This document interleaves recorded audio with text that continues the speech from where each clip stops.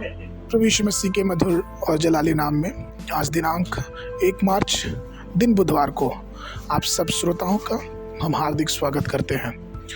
आज के दिन के लिए जो वचन है लिया गया है पहला यूहन्ना की पुस्तक उसका 5वां अध्याय 4था पद। क्योंकि जो कुछ परमेश्वर से उत्पन्न हुआ है वह संसार पर जय प्राप्त करता है, और वह विजय जिसे संसार पर जय प्राप्त होती है हमारा विश्वास है। प्रियो, हम विजयी होने के लिए पैदा हुए हैं। जिस क्षण हम नया जन्म लेते हैं हम विजयी मसीह के साथ उसके परिवार के हिस्सा बन जाते हैं। हमको हमेशा ही परमेश्वर चाहता है कि हम ऊंचे और विजयी जीवन में चलते रहें। हमारे प्रभु की इच्छा और उद्देश्य यह है कि हम विजयी हों और स्वर्गीय सिंहासन के अधिकारी हों, क्योंकि वो हमें ठोकर खाने से बचाता है। हमारी अपेक्षा से भी अधिक प्रभु हमारे लिए महान और विजयी जीवन सुनिश्चित करता है।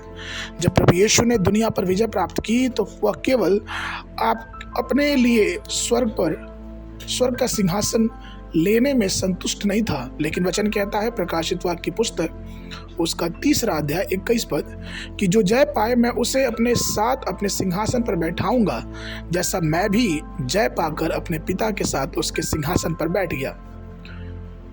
प्रियो, एक समय की बात है कि जब एक निपुण फुटबॉलर अपने फाइनल मैच में खेल रहा था तो उसका पिता भी वो मैच देखने आया था, और उसका पिता जोर जोर से चिल्ला कर अपने बेटे की हौसला अफजाई करता था।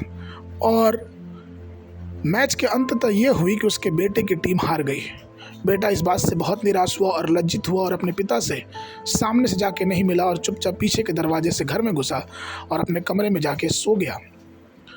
प्रियो, लेकिन उसका पिता इन सब बातों से बहुत परेशान और रात भर बेचैन रहा, और वह उन सब बातों को याद कर रहा था कि जो मैदान में हुआ था।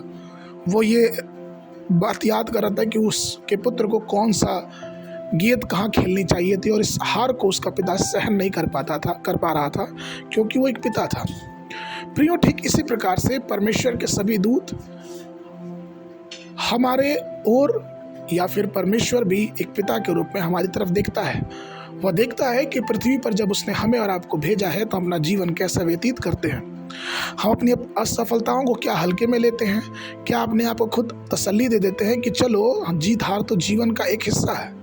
लेकिन परमेश्वर हमारे जीवनों से ये नहीं चाहता है। परमेश्वर चाहता है कि हम हमेशा परमेश्वर की आत्मा की सामर्थ्य से भरे रहें और अपनी हर एक हार में अपनी जीत को ढूंढें।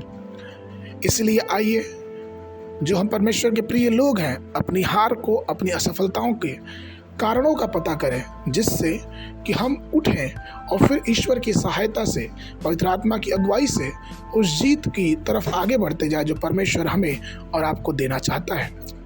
आज के मनन के लिए भजन संगीता की पुस्तक उसका 45 अध्याय 4 पद। सत्यता, नम्रता और धर्म के निश्चित अपने ऐश्वर्य और प्रताप पर सफलता से सवार हो। तेरा दाहिना हाथ तुझे भयानक काम सिखलाएगा। बाइबल अध्ययन के लिए सुबह के समय गिनती की पुस्तक उसका 23, 24 और 25 अध्याय, संध्या के समय मरकुस रचित सुसमाचार उसका 7 अध्याय 14 पद से लेकर 37 पद तक। परमेश्वर आप सबको आशीष देवे।